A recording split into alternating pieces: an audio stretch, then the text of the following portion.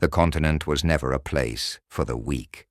In the shadows of its forests, beneath the ruins of its castles, and in the murky waters of its rivers, horrors beyond comprehension lurked. Creatures twisted by magic and chaos, born to devour, corrupt, and destroy. And yet, mankind feared even more those who had been created to face them. They called them monsters, mutants, outcasts.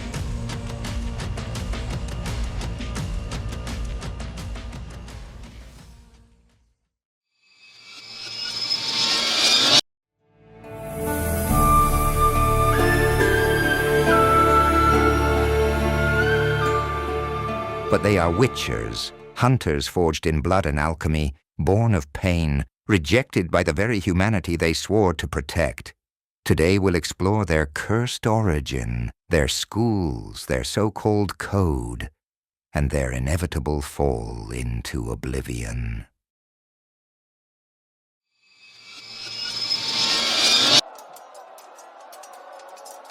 The continent is torn apart by war and the greed of men. But the true terrors did not come from armies or kings. Basilisks hunted the skies, cursed strigas crawled from their graves, and ghouls feasted upon the dead. The common folk lived trapped between fear of the beasts and the despair of knowing no one would protect them. Then, a group of mages chose to create something that should never have existed. Men altered by potions, magic, and inhuman trials. They were not born heroes. They were born as living weapons. The candidates were orphaned children, bought, stolen, or abandoned. Most never survived the agony. Poisonous potions tearing their bodies apart from within, burning their veins, twisting their bones and eyes. The process was known as the Trial of the Grasses. Only 1 in 10 survived. Those who did gained feline senses, superhuman strength, and impossible reflexes, but were left sterile, forever cut off from humanity. Thus the first witchers were born, and with them, the schools that would divide their fate. There was never a single order. Each group of witchers founded a school, each with its own methods and philosophy. The School of the Wolf, based at Kaer Morhen, the most renowned, disciplined, pragmatic, masters of balancing swordsmanship and alchemy. Geralt of Rivia was its most famous son.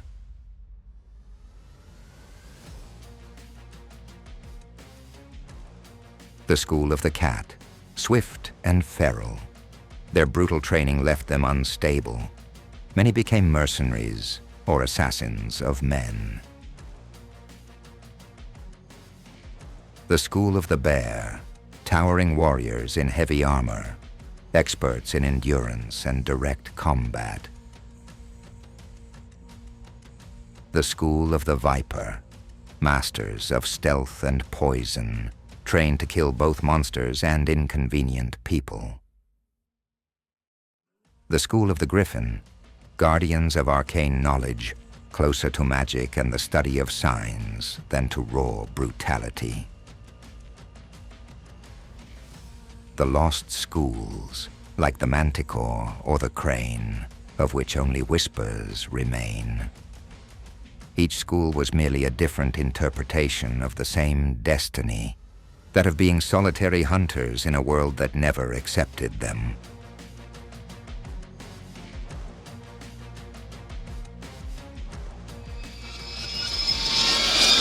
But surviving the mutation was only the beginning. A witcher was not a mere swordsman. His life began in childhood, forged through discipline. They learned the sword not for duels of honor, but to fight horrors capable of tearing men apart in seconds. They studied alchemy, bestiaries, and the signs, brief flashes of rudimentary magic that could burn, repel, or confuse a beast. They always carried 2 swords, steel for men, silver for monsters, and their resistance to toxins allowed them to drink potions lethal to any human, granting them brutal strength, feline speed, or night vision.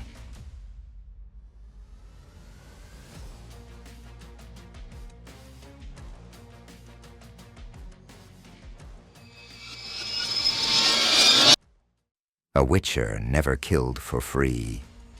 Their services always had a price, not out of greed, but to preserve their neutrality, avoiding becoming tools of kings and lords. And above all, not every monster was their target. Though many spoke of a witcher's code, such a thing never truly existed.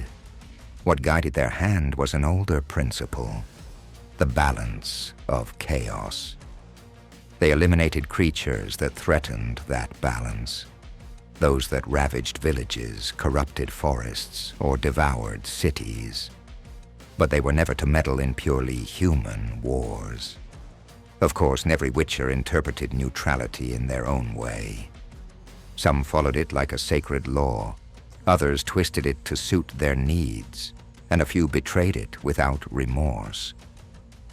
Thus, between sword, alchemy, and the pursuit of balance, witchers always walked a thin line between order and chaos.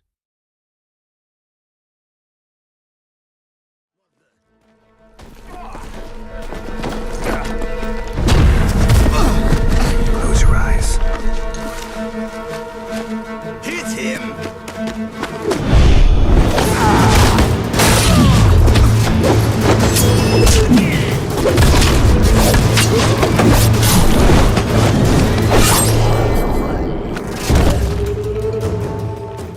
The hatred toward witchers never faded. They were needed, yet feared. Until distrust turned into fury. Peasants and mages marched upon Kaer Morhen. It was a massacre. The young apprentices were slaughtered, and the secrets of the Trial of the Grasses were lost forever. The schools began to splinter and vanish. What once were orders became scattered individuals, wanderers moving from village to village like ghosts of a forgotten past. Today, only a few remain.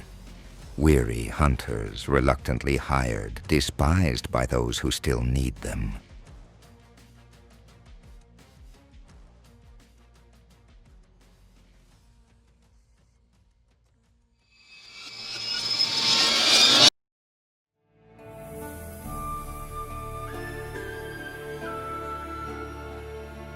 Witchers are the great paradox of the continent. Warriors created to save humanity, yet hunted as monsters. Heroes who never received gratitude, only fear and hatred. They are the darkest mirror of human nature. We fear those we need, and destroy those who save us. And you? What do you think? Are witchers misunderstood defenders? Or mutants that should never have walked among men?